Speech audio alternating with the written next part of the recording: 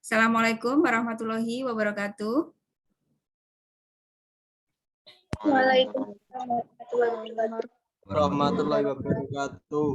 Baik, selamat siang semuanya. Hari ini sinkronus yang pertama ya. Pada pertemuan yang kedua, saya ucapkan selamat datang di MKI 1. Sebelumnya belum pernah ketemu saya ya. Di semester 1 saya belum pernah masuk. Jadi ini pertemuan yang pertama dengan saya. Oke, hari ini langsung ke materinya saja. Sebelum ke materi, saya mau share ini dulu ya. Terkait yang disunan, di sini sudah saya inputkan semua materi ya. Bukunya, buku ajarnya ini sudah ada. Pengarangnya saya dengan Bu Retno di sini. Tinggal Anda download. Cara downloadnya di sini ada link buku, kemudian masuk ke ini websitenya, kemudian Anda bisa klik more di sebelah kanan, di Sunan sudah ada keterangannya ya, klik more ini, kemudian klik download. Nah, ini sudah full satu file, itu akan Anda pelajari selama 1 semester. Materinya di sini semua. Ini buku wajibnya. Ya, tinggal kita buka di sini. Lihat di daftar isinya. Ya. Ini bab 1 yang akan kita pelajari hari ini terkait tentang peranan manajemen keuangan. Jadi kita bicara secara umumnya tentang manajemen keuangan seperti apa. Kemudian lanjut ke pertemuan yang kedua. Oh, bukan pertemuan, bab 2, nilai waktu uang dan seterusnya. Ini ada satu buku isinya 12 bab, akan kita pelajari selama 1 semester. Nanti ada 14 kali tatap muka, dan 2 kalinya UTS dan UAS. Nah, ini bukunya bisa dicek sendiri ya. Setelah Anda mendownload buku, kemudian di sini juga ada daftar hadirnya, ada link grupnya, grup WA, dan yang tak kalah penting di sini adalah RPS-nya. Jadi Anda bisa lihat materi pembelajarannya hari ini kita apa materinya, metode pembelajarannya apa, di sini sudah ada.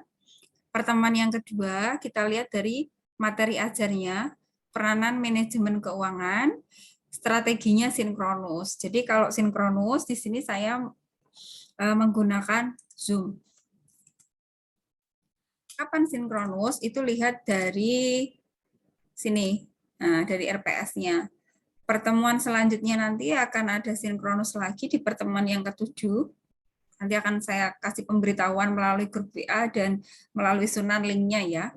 Kemudian pertemuan ke-9 sinkronus dan pertemuan ke-15.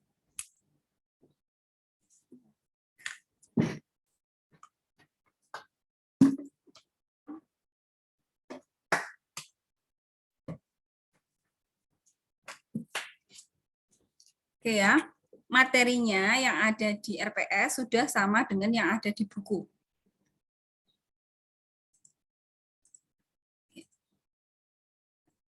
Dan di pertemuan 2 ini ada forum chat ya. Silakan di sini Anda selesai kuliah saya, nanti sekitar jam 2 selesai, Anda bisa diskusi lanjutan dengan teman satu kelas. Di sini sudah ada kolomnya, tinggal Anda mendiskusikan dengan temannya. Ada kata kuncinya, ketika memberikan pendapat poinnya 1, dan kalau menyanggah itu dapat poin 2. Kenapa sanggahan itu lebih tinggi poinnya? Karena sanggahan itu setelah mengkritisi dari pendapat. Nah, kalau hanya sekedar pendapat-pendapat, ya banyaklah pendapat itu. Cuman kalau yang namanya sanggahan, itu memang tingkatannya lebih tinggi dari pendapat. Gitu. Sehingga saya kasih poin yang berbeda. Oke, sebelumnya Anda bisa download materi-materinya, ini sudah ada. Kemudian ini ada YouTube atau video-video, ini juga membahas tentang materi atau tema yang akan kita diskusikan tentang peranan manajemen keuangan. Nanti bisa dilihat sendiri ya, bisa dibuka sendiri. Yang kita pelajari hari ini, gimana tadi? Nah ini, ya. Atau mungkin ada pertanyaan sebelum saya masuk ke bab 1? Silakan.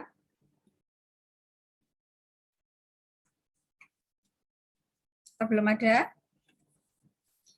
Oke, kalau belum ada, bisa saya lanjutkan ke materi. Mungkin bisa ini ya, diskusi secara langsung. Yang saya minta untuk diskusi nanti dapat nilai plus atau poin keaktifan. Jadi kalau misalnya mau bertanya atau mau memberikan pendapat, bisa raise hand ya. Atau kalau enggak saya yang nunjuk, itu juga dapat poin. Jadi yang diskusi nanti, yang bersuara di sini, berpendapat, tulis di chat nama sama NIM-nya biar saya masukkan ke dalam nilai keaktifan gitu. Baik. Langsung ke materinya tentang peranan manajemen keuangan. Jadi sebelum kita bicara tentang peranannya, berarti Anda harus paham dulu pengertian dari manajemen dulu.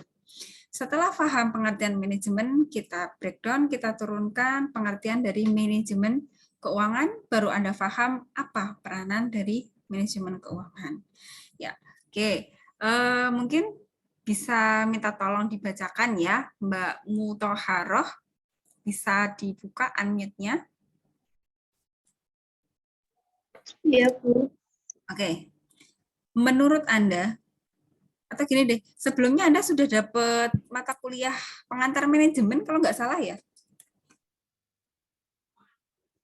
Iya. Ya. Apa yang Anda dapatkan ketika belajar pengantar manajemen? Atau pengertiannya manajemen deh? Menurut saya, manajemen itu kayak semua aktivitas yang berlangsung, kegiatan yang semua yang berlangsung di perusahaan. Semua aktivitas yang berlangsung di perusahaan. Aktivitas apa wae, Mbak? Kayak menanamkan kayak itu mengolah dana, Terus? kayak aset, Mm-mm. terus kayak kayak masalah keuangan gitu. Hanya fokusnya di sisi keuangan manajemen itu? Enggak tahu. Kayaknya manajemen keuangan. Ya, kan saya tanyanya manajemen secara umum ya, belum manajemen keuangan ya. Nah, mungkin Mbak Muthaharoh bisa membaca di sini fungsi manajemen. Nah, ini coba baca ini. Sampai ke sini ya, coba.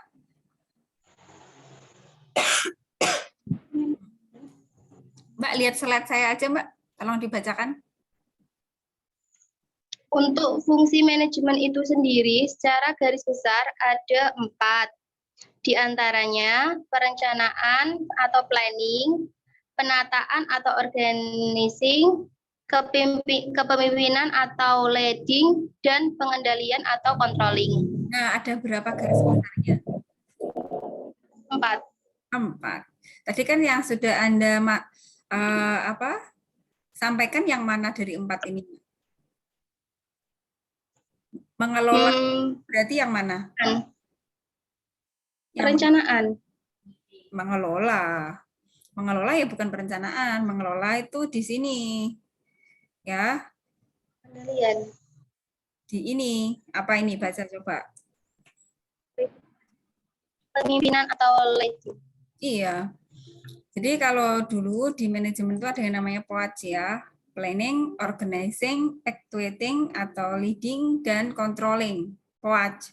4. Itu garis besarnya. Secara umumnya. Namun yang hari ini kita pelajari kan bukan manajemen secara umum. Tapi apa Mbak Muthaharoh? Manajemen Keuangan. Nah, berarti Anda bisa memberikan gambaran enggak kira-kira manajemen keuangan itu apa berarti?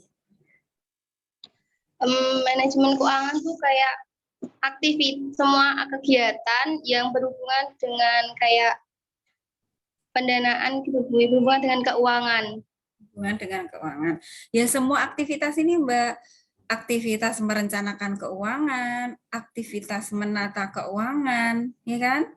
Kemudian actuating tentang keuangan, mengendalikan keuangan, itu ada 4 aktivitas. Tapi bidangnya memang khusus di keuangan.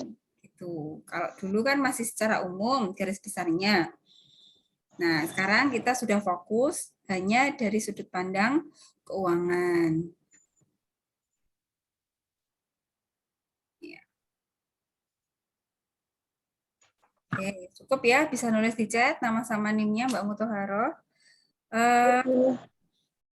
Oke, sekarang ada berapa keputusan ya? Kalau Anda buka buku saya ini bisa Anda baca ya. Ada 3 keputusan terkait dengan manajemen keuangan atau sebagai seorang manajer keuangan. Keputusan itu apa saja? Nah, silakan bisa raise hand. Bisa disebutkan apa saja? Saya Bu. Oke, Mbak Cynthia, silakan. Cinta Bu. Cynthia apa Sinta? Sinta? Punya. Oh ya, nggak pakai iya ya. Oke, gimana Mbak Sinta? 3 keputusan itu keputusan apa? Yang pertama ada investasi, yang kedua ada pendanaan, dan yang ketiga ada manajemen aset. Oke, coba berikan sebuah alur cerita. Kok manajer keuangan itu harus paham 3 kegiatan tersebut? Nah, kegiatannya apa wae, Mbak? Jadi yang pertama investasi. Investasi itu kegiatan menanam modal dengan harapan mendapatkan keuntungan di masa depan. Jadi itu kayak ada aktiva lancar sama aktiva tetapnya. Aktiva lancar itu misalnya kayak ada kasnya, kemudian aktiva tetapnya itu kayak mesin-mesinnya yang digunakan dalam mengelola dalam sebelum memulai usaha. Ya. Kemudian setelah investasi ada pendanaan. Jadi sebelum memulai usaha kita itu kayak bagaimana mendapatkan suatu peralatan jika tidak ada modalnya. Jadi di sini kita nyari modalnya dulu. Entah itu kita bisa utang di bank atau itu dari kas laba cadangannya. Setelah pendanaan, setelah mempunyai modal untuk memulai usaha, selanjutnya langsung ke manajemen asetnya, yaitu pengelolaannya. Mengelola dana kayak berupa surat berharga agar nilai dari usahanya itu tidak berkurang dan semakin tinggi nilainya apabila perusahaan itu mau ada saham atau dijual kayak gitu. Oke. Terima kasih. Sudah komprehensif ya, sudah satu alur cerita. Dan mungkin kalau dikasih contoh yang lebih lebih dalam lagi mungkin bisa yang lainnya. Tadi sudah bagus. Oke, Mbak Sinta bisa nulis di chat ya. Mbak Sinta sebelumnya sudah baca ini atau lihat video YouTube saya ya sebelum bercerita tadi. Sudah baca, sudah lihat YouTube ya. Oke. Bagi yang sudah lihat YouTube saya akan mudah untuk memahaminya karena di situ alurnya memang jelas ya, dari investasi, pendanaan, ke manajemen aset. Nggak bisa Anda manajemen aset dulu. Kenapa? Kan dapat dana dulu baru di manajemen asetnya. Nggak bisa Anda memanajemen aset tapi ada investasi. Nah, tadi siapa lagi yang raise hand?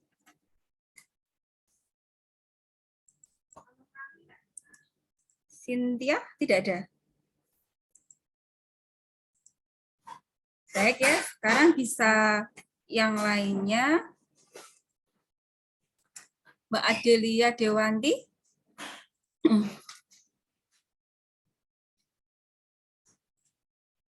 Mbak Adelia. Nih, nggak ada orangnya ya. Ini kuliahnya di mana? Tidak ada orangnya. Yang ada aja deh, Mas Mustafa Abdur. Nah, kayaknya ini fokus nih. Mas Mustafa, di unmute ya. Ya, Bu. Oke.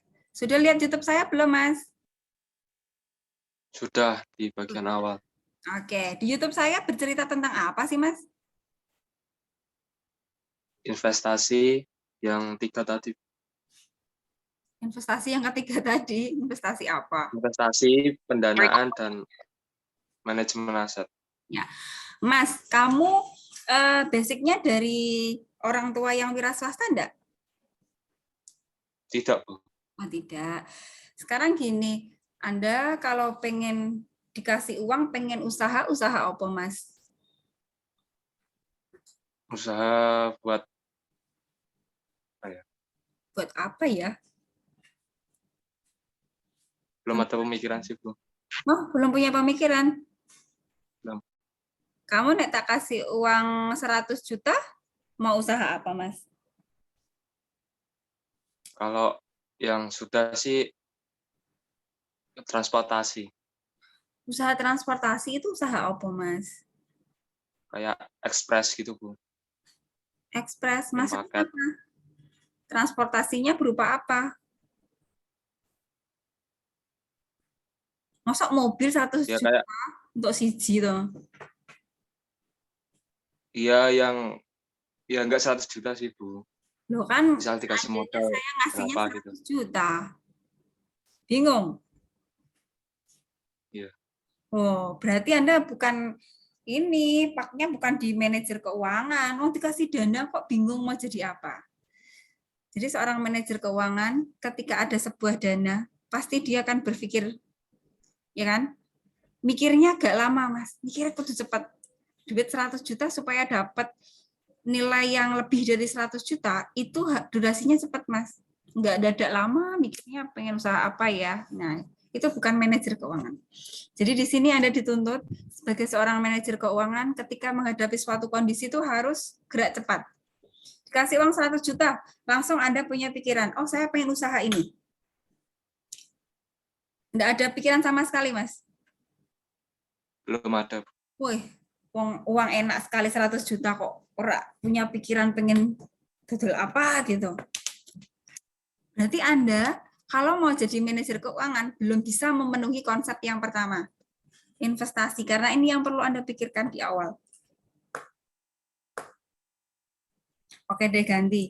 Mas tadi enggak ada bakat untuk jadi manajer berarti. Manajer keuangan enggak ada bakatnya. Wah, dikasih uang enak kok, bingung mikirnya panjang. Nah, sekarang saya nek manajernya Mbak Rumaisa piye? Nah, dikasih uang 100 juta, Bu apain tuh uangnya Mbak Rumaisa?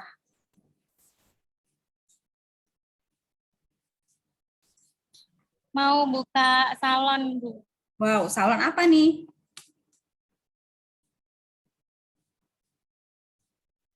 Kayak nail art gitu, Bu. Pokoknya yang kecantikan. Tentang kecantikan. Untuk buka usaha salon, berarti kan Anda harus butuh apa, Mbak? Model. Ya, sebelum Anda butuh modal kan Anda harus berpikir ya, nanti apa saja yang diperlukan ketika mau bikin salon tuh, apa saja yang diperlukan.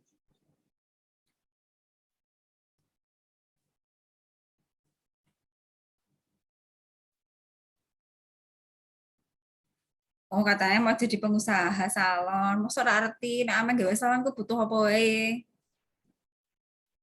Hmm? Mau bikin bangunannya atau mau sewa?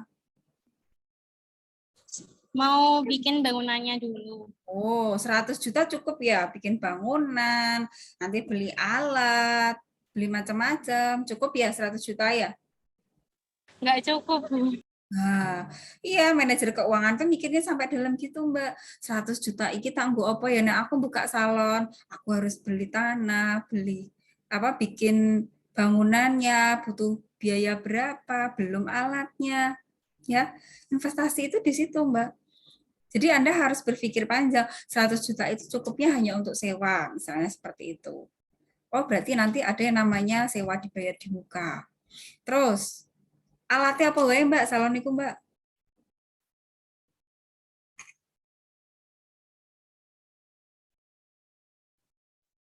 Masih unmute, Mbak.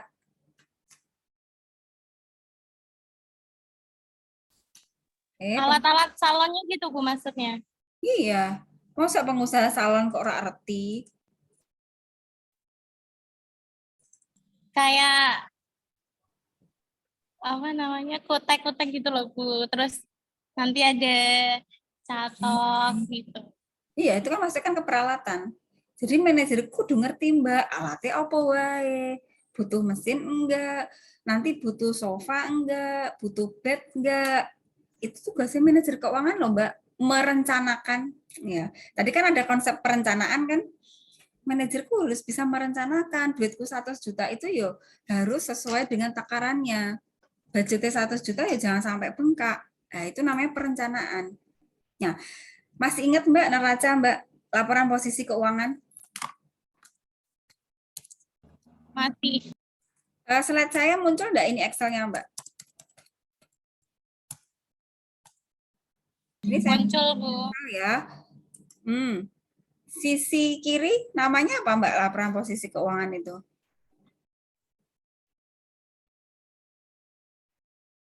Nama akun. Sebelum nama akun. Ayo. Neraca wes. Kan ada sisi kiri, sisi kanan, sisi debit sama sisi Nomor kredit. akun. Sebelum nomor akun, Mbak, yang paling atas sendiri itu loh. Debit karo kredit. Debit segini apa? Apa? Saldo. Saldo. Ini lihat slide saya apa namanya? Aktiva. Nah, kok ano akun, ada nomor. Jadi posisi keuangan itu ya kolom aktiva sama kolom pasiva. Bisa diurai Mbak, aktiva ki isinya apa Mbak?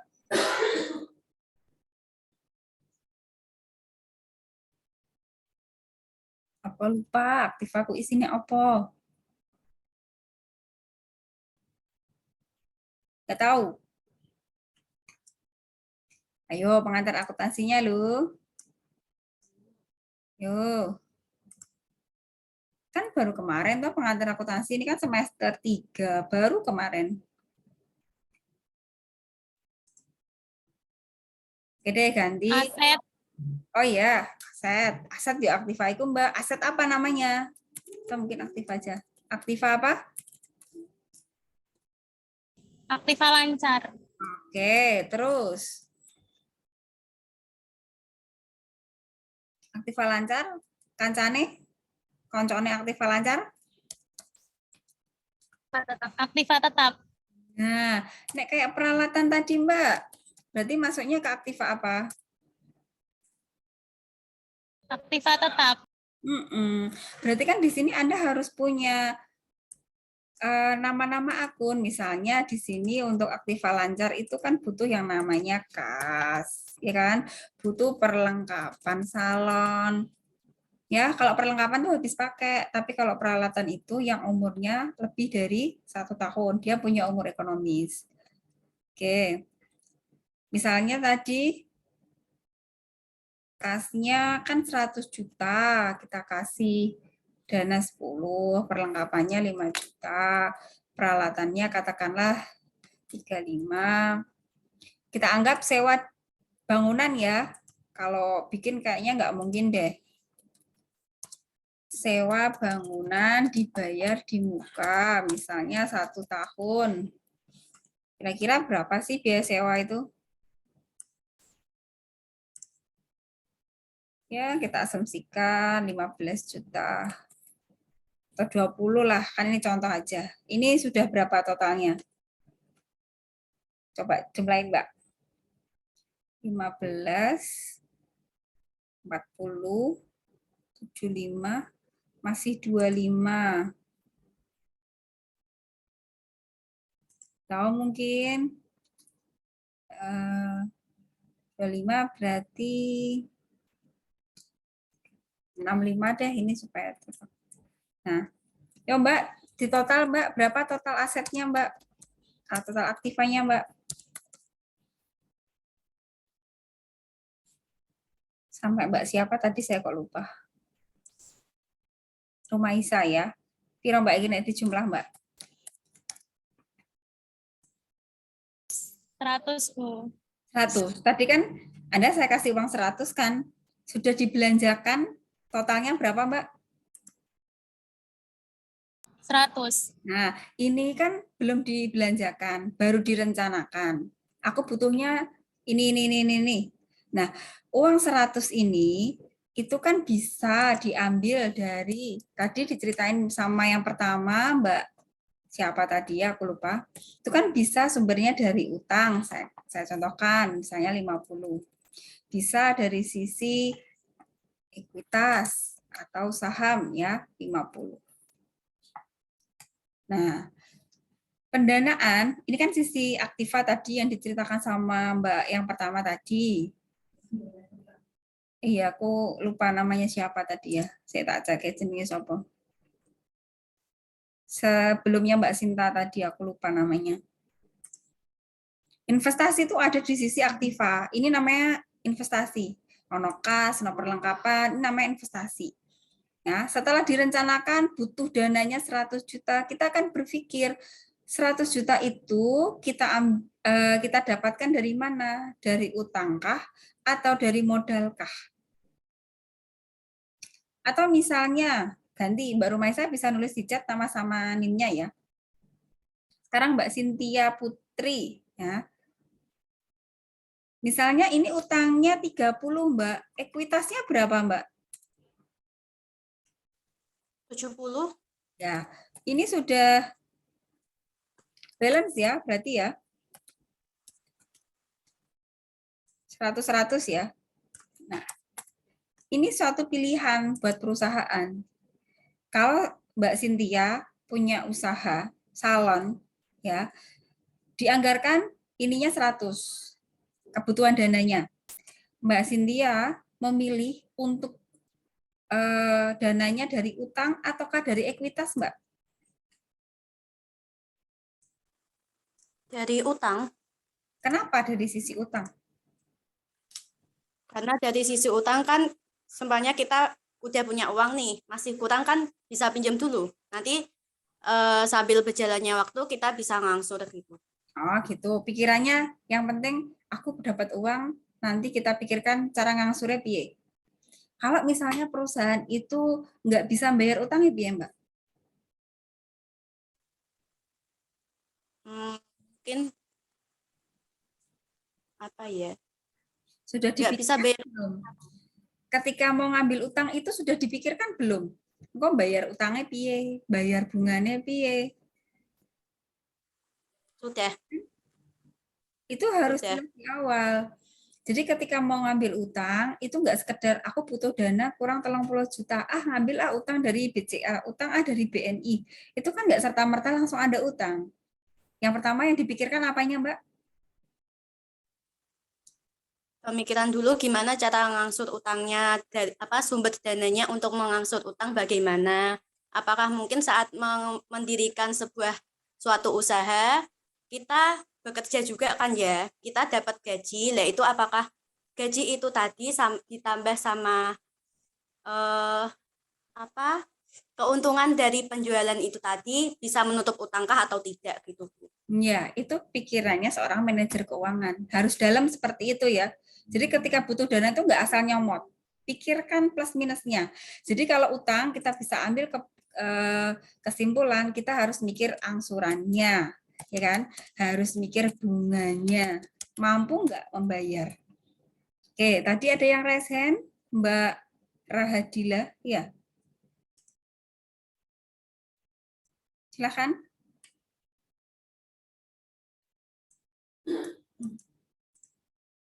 Halo Mbak, yang raise hand. Apa kepencet tadi yang raise hand?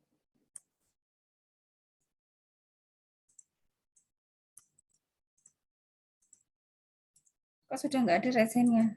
Kepencet ya?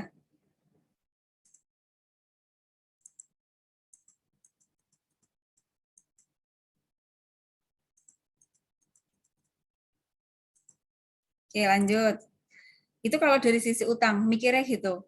aku bisa bayar apa enggak, selama 1 tahun ke depannya nanti bunganya kepiye, apakah usaha saya berjalan dengan mulus enggak, lancar enggak, jangan-jangan saya ngambil utang tapi nanti enggak bisa bayar.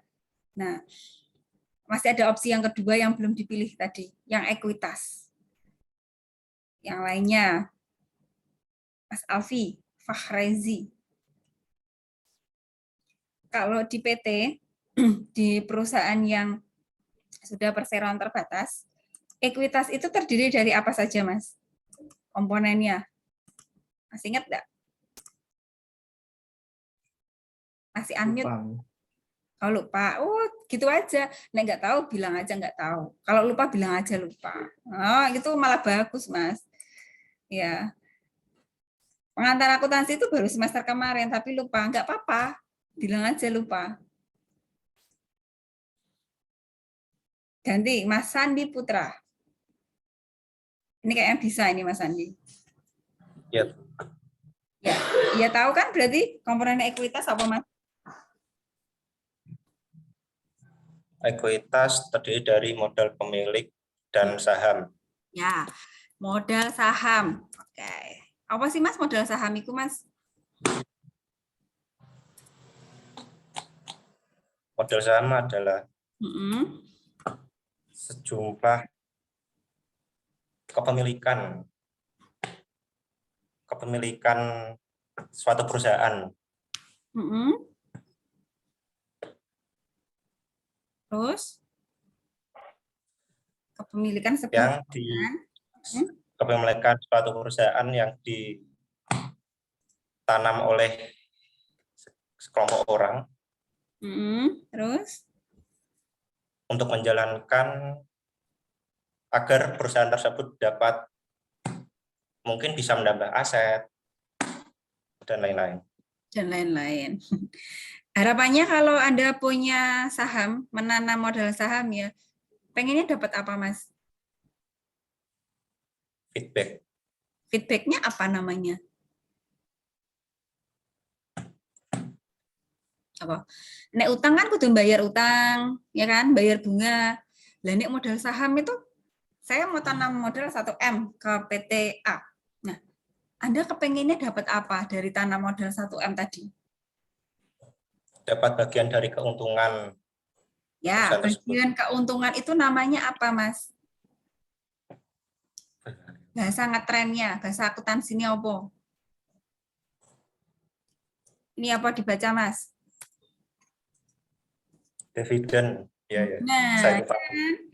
Nek modal saham itu pasti harapannya pengen dapat dividen. Ya kan? Nah, Ya. sama-sama punya feedback enggak? Gimana? Ini loh, antara utang sama modal saham sama-sama punya feedback enggak? Utang feedbacknya kepada yang memberi utang. Ya, berupa bunga kan? Ya, Kalau modal saham diberikan kepada kepada pemilik saham. pemilik saham, jenenge. Dividen. Nah, ini kan dua kata kunci yang harus Anda pikirkan.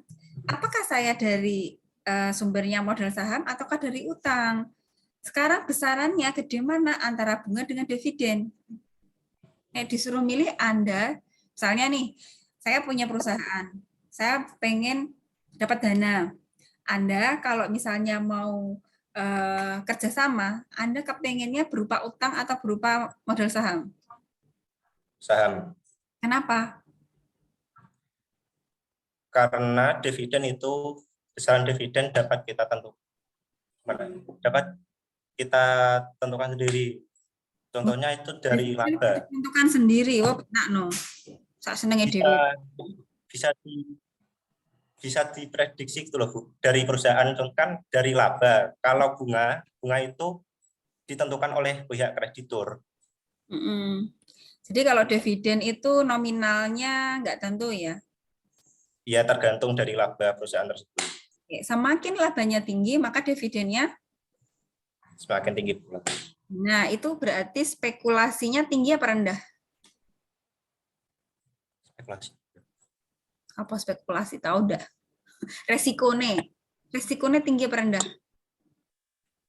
Rendah, Bu. Risikonya rendah ya. Nek misalnya rugi, dapat dividen enggak? Dibanding utang, Bu. Lebih rendah dibanding utang maksudnya. Oh, dividen itu malah lebih ini ya, lebih rendah daripada utang ya. Padahal yang namanya bunga itu kan biasanya setiap bulannya rate-nya sama loh. Podo, ya kan? Tapi nek dividen itu kan naik turun. Nek perusahaannya tinggi, labanya tinggi yo dividennya tinggi. Nek perusahaannya rugi, kalau dia nggak yang preferen kan dia nggak dapat. Nah, maka dari itu ada akuntansi, Bu. Sebelum menanam saham kan ada akuntansi. Akuntansinya ngapain? Memberikan laporan keuangan kepada penanam modal tersebut. Nah, kan sebelum Anda nyemplung, kan berarti Anda ini merediksi dulu. Aku nanti nek sebagai kreditur resikonya seperti ini. Nek misalnya perusahaannya bangkrut, ya aku nggak bakalan kebayar. Tapi kalau modal saham, kalau dia bangkrut, kalau dia sahamnya preferen, kan dia diprioritaskan. Dia bisa mendapatkan kembali lagi. Atau mungkin ketika rugi, dia punya saham preferen, ya dia diprioritaskan untuk dapat dividen yang pertama. Jadi plus minusnya utang sama modal saham itu harus Anda perhatikan sebagai seorang manajer keuangan. Nggak asal, wah yang gampang utang, tak ambil aja utang. Tapi dia nggak tahu buntutnya atau konsekuensinya seperti apa. Itu. Jadi di sini saya nggak membenarkan si A bilang gini, si B bilang gini, enggak. Tapi saya menggambarkan bahwa yang namanya keputusan masing-masing perusahaan itu berbeda-beda tergantung dari persepsi dari manajer itu dan kondisi perusahaan. Sekarang gini, perusahaan A asetnya 1 miliar. Perusahaan B asetnya hanya 100 juta. Ketika menghadapi kondisi, itu kan berbeda-beda.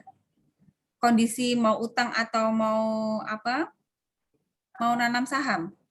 Nah, yang tahu adalah manajernya itu sendiri. Yang penting ketika Anda mengambil sebuah keputusan tersebut, Anda tahu konsekuensinya. Nek aku ngambil utang seperti ini, nek aku ngambil modal saham seperti ini. Nah, itulah yang namanya pendanaan. Oke, cukup ya Mas Andi. Oke, ini kita baru di tahap kedua. Jadi, orang kalau naik tangga, itu kan level 1 dulu. Asetnya dulu kita rencanakan di sisi aktiva. Naik satu tingkat lagi, kita ke sisi pendanaan di sisi pasifanya. Nek wes ketemu imbang kanan kirinya, baru kita tahap selanjutnya yaitu manajemen aset. Bagaimana cara mengelola asetnya? Jangan sampai aset yang sudah kita buat di laporan posisi keuangan ini nilainya makin turun. Nggak mungkin kan kalau kita mau usaha pengennya posisi keuangannya turun, kan nggak mungkin. Jadi yang namanya manajemen aset itu kita mau manage supaya kasnya bertambah, peralatannya bertambah, ya. Semua yang ada sisi aktiva itu naik, otomatis sisi pasiva juga naik. Tapi perhatikan, kalau utangnya juga naik, itu juga suatu hal yang harus tanda kutip Anda perhatikan. Asetnya naik kalau dari sisi utang. Nah, itu kan tingkat risikonya juga tinggi. Naik, tapi kalau dari sisi modal sahamnya juga ikut naik, nah itu juga bisa jadi kabar baik buat perusahaan. Nah, dari 3 tingkatan tersebut itu harus dilalui step by step. Nggak bisa kita mengelola aset kalau kita nggak punya dana. Lah sing dikelola apa ana danane? Gitu. Jadi selama 1 semester itu yang akan kita pelajari nanti, kita akan membedah 3 keputusan tersebut ke dalam sesuai dengan tema-tema yang sudah kita tentukan. Gitu. Jadi gambaran umumnya manajemen keuangan itu sebenarnya 3 keputusan tadi. Dan di dalam setiap keputusan nanti punya teknik masing-masing. Akan kita pelajari di minggu selanjutnya, selanjutnya. Gitu. Ya, itu gambaran secara umumnya tentang manajemen keuangan. Dan sekarang ketika Anda masuk di perkuliahan manajemen keuangan, itu Anda memposisikan diri Anda seolah-olah Anda ini seorang manajer keuangan. Apa keputusan yang harus diambil gitu. Ya. Oke, cukup. Silakan tadi yang sudah diskusi ya, tulis lagi di chat. Bisa saya cantumkan. Oke, sampai sini ada yang mau ditanyakan? Jangan lupa nanti ya, selesai kuliah saya masih ada ini. Nah, silakan diskusi berdasarkan apa yang kita diskusikan hari ini. Dan bisa lihat dari YouTube saya ini. 2 link ini ya. Bagaimana yang lain? Sudah paham? Atau malah bingung? Karena terlalu banyak ngomong saya.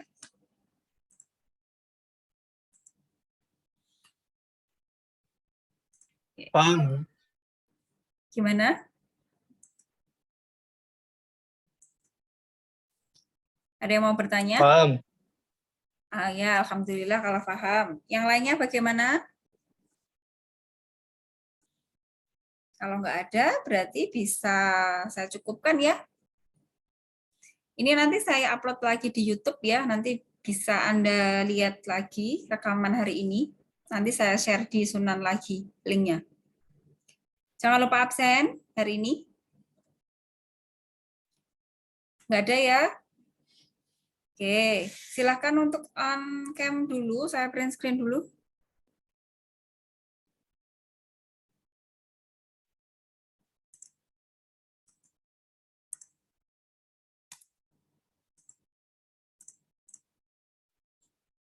Oke, sudah. Kalau nggak ada, saya cukupkan sekian. Selamat belajar, selamat berdiskusi ya dengan teman sekelas. Masih ada lanjutannya. Tetap jaga kesehatan, tetap prokes. Sampai jumpa di sinkronus yang selanjutnya. Cukup sekian. Wassalamualaikum warahmatullahi wabarakatuh. Waalaikumsalam warahmatullahi wabarakatuh.